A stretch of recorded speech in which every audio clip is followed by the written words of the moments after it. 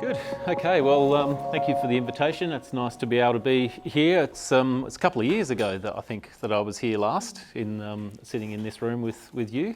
So anyway, there's been quite a few things that have happened in the ACT NRM sustainable ag space, and really, what's the main thing is that we are Commonwealth funded to support ACT farmers to transition towards more sustainable ag practice, and there is a whole group of funding opportunities which are all happening at the same time for the next 4 to 5 years, running through till 2030. So we've been in the last couple of years really wrapping up the older programs and then planning ahead for the new programs. So the main focus for us is really to see how we can support a transition from conventional agriculture into more regenerative agriculture.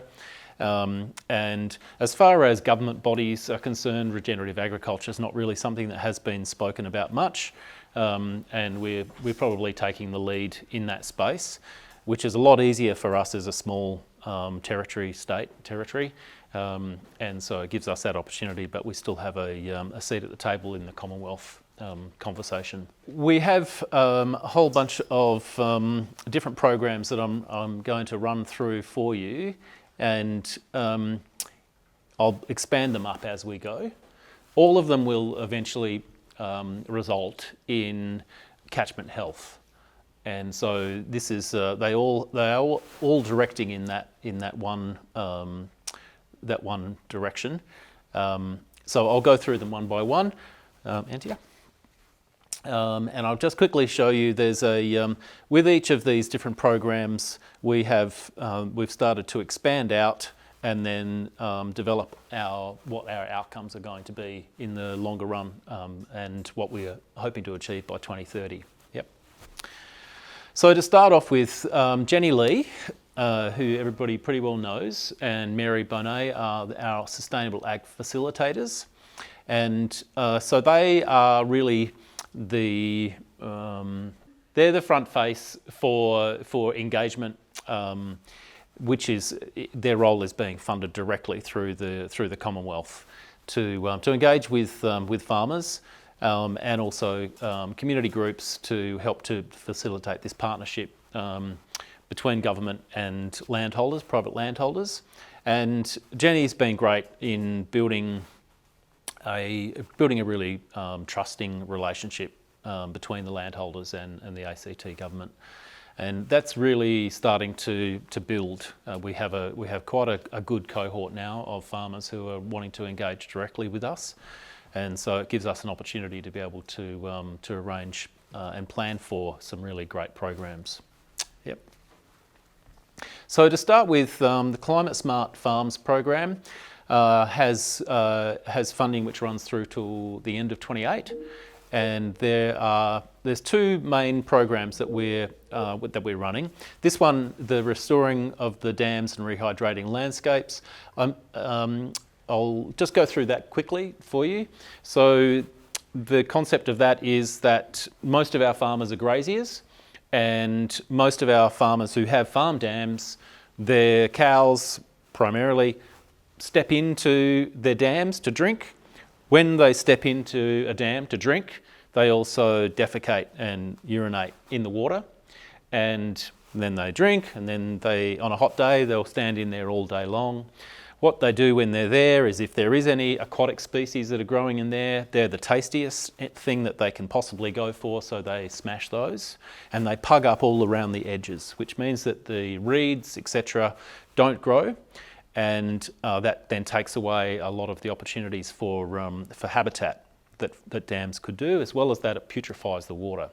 Now that is obviously an issue for livestock, but it's also a big issue if we then have a rainfall event where that then allows the dams to overflow and then make their way down to our creeks and rivers. So that's an area that we can really we can address. And so with the funding that we're working on, we select dams that are putrefied and have high nutrients. that have cattle, etc., that go in there. We fence off those dams. We put off-dam water troughs, and then on the spillway, which is where it overflows from, we seek dams that we can find a space where we can put in a swale that runs from the spillway. So when the dam overflows, it overflows into an extended swale, usually about 100 metres. And that swale, if people are not familiar with what a swale is, it's an on-contour bank, which is exactly level, and it's exactly the same level as the overflow. And what that does then is it means that when there is a storm event, it flows and overflows through that spillway. It flows into the swale, and that swale is not compacted. It's a non-compacted swale, so it allows water to penetrate down into the landscape and to rehydrate the landscape.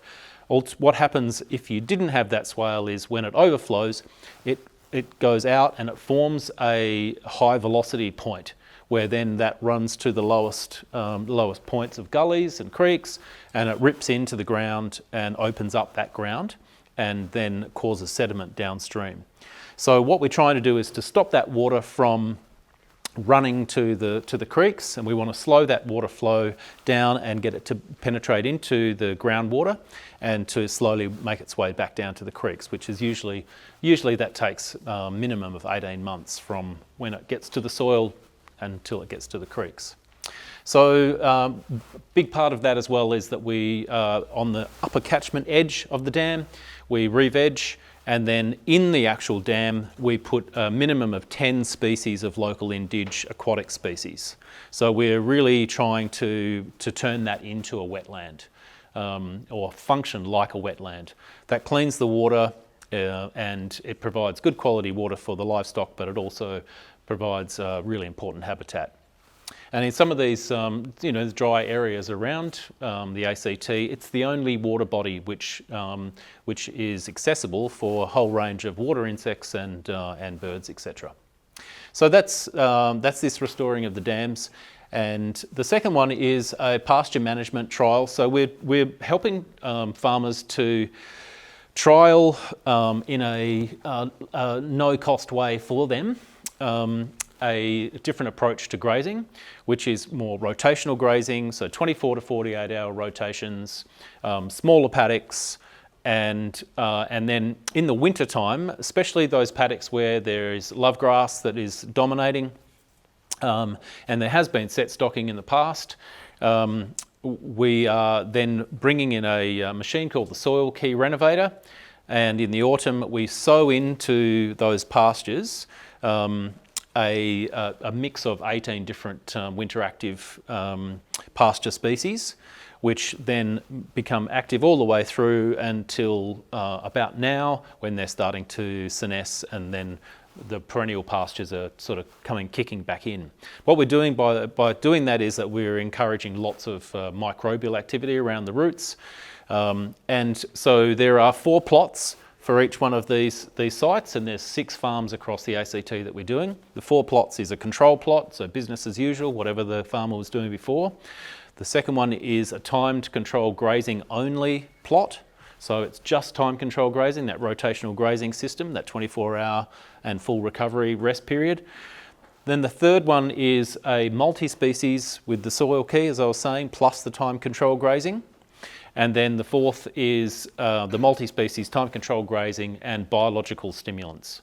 So that is biologically active fertilisers which encourage biological activity rather than break down diversity of soil life, which happens with much of our chemical-based fertilisers.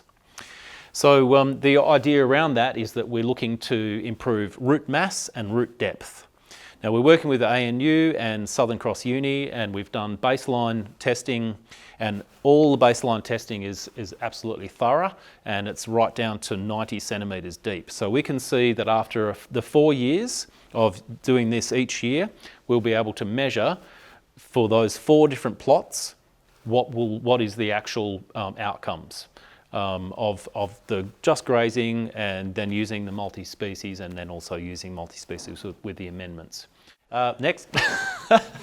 So the drought resilience program. So we've just got a new bunch of funding which is coming through, and that will be that'll be helping with NRM projects. Primarily, we're going to be looking at areas that can improve animal welfare standards, and also looking for, as in shade and shelter on farm, and also seeking to repair riparian zones and treat the riparian zones on farm as being different management zones from other paddocks. Yep, next.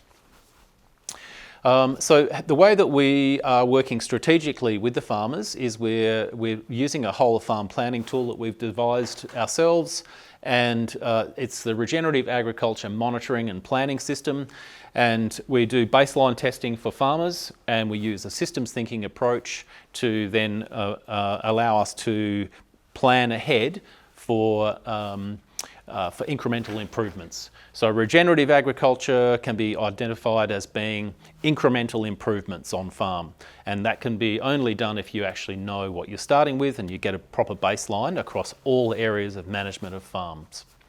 Yep, next. So these are the areas that we do baseline testing on. So all of those are part of it.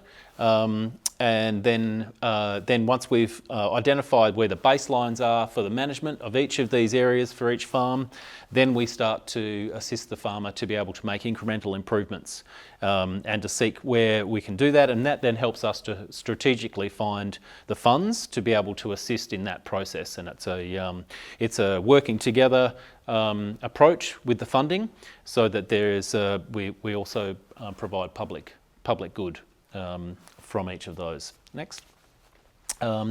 So we also have just recently, I put in a grant application for Resilient Landscapes, and we won that through the Future Drought Fund, and so that's 2.7 million through until 2030, with 3 different areas: dams to wetlands, so expanding that program that was a Climate Smart Ag to more than 50 dams across the ACT.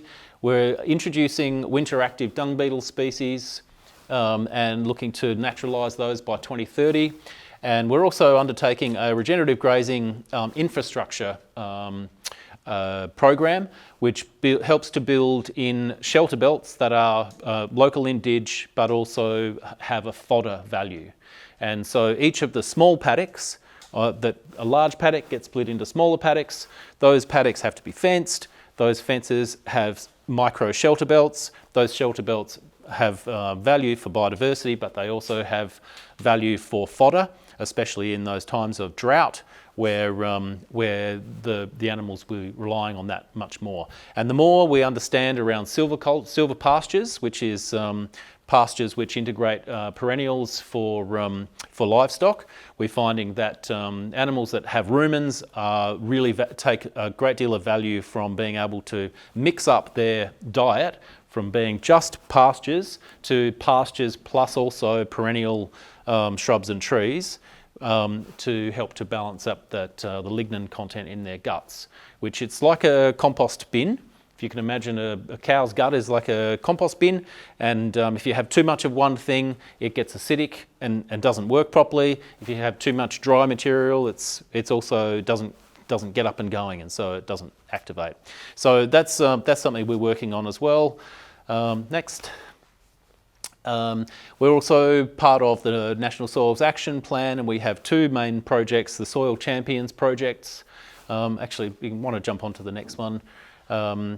Oh, yeah, that's all right, doesn't matter. We'll get onto that. But there's 2, for the National Soils Action Plan, we have the Soil Champions project, which is a networking of the whole region, around the ACT region, of farmers who are wanting to improve their understanding of soil and soil biology. Primarily, we're looking at soil biology more so than any other forms of improving soil, so that we can see how we can move towards increasing productivity through better management of our systems using biological systems and natural systems rather than chemical-based systems.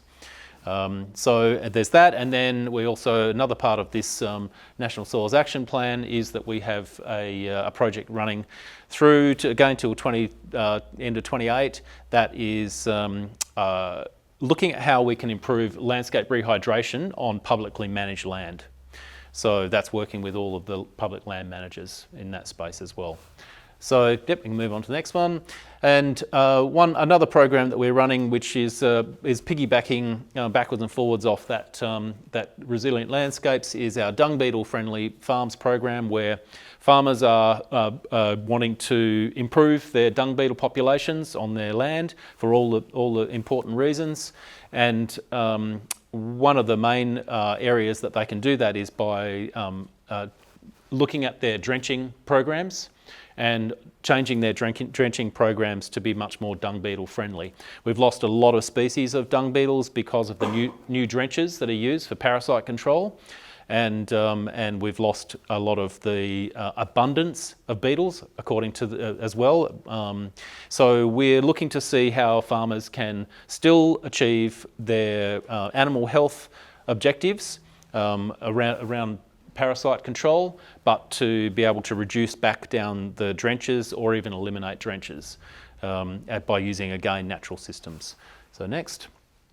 What we're trying to do is, again, is to introduce these winter to spring active species.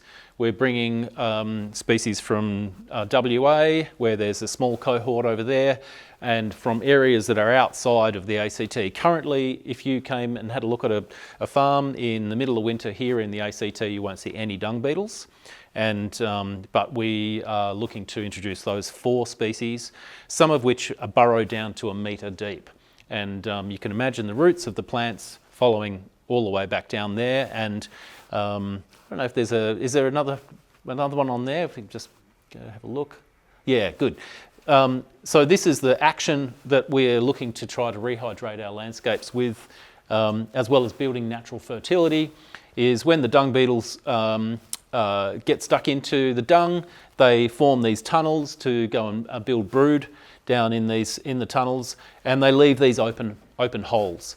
And these are sometimes down to 1 metre deep. And so you can imagine when you have them popped all over the landscape, and remembering now that we're working with 24 to 48 hour period grazing cycles. So the animals are squashed up for a short period of time, then they're moved. And the grass comes to full recovery before they come back onto that site. So they're squashed up, which means that the whole of that one little paddock in that 24 to 48 hour period has lots of cow pats, which then get eaten up within 3 days. They're eaten and they're taken deep underground. And so all of that fertility is underground. You can imagine when you have a high rainfall event and the water runs across the surface, it hits these and it runs straight down. And so it helps to rehydrate our landscape. So this is a super important part of this approach that we're working with. And it's very much a systems thinking approach, which is taking everything into account in our decision making. I think that might be one. Oh yeah, so we're also doing quite a bit of planning and policy work around setting the agenda for drought going forward, and the next one. And the final one that we're really working on is trying to help our farmers to develop local direct-to-market growing, rather than having to be locked into a cycle of being price takers with commodity markets. So we're trying to assist our local farmers to move into local direct-to-market systems, and we ran the CBR Local Regen Forum back in May, specifically around that, to see how we can continue to build that. So if there's any questions, I'm happy to field any of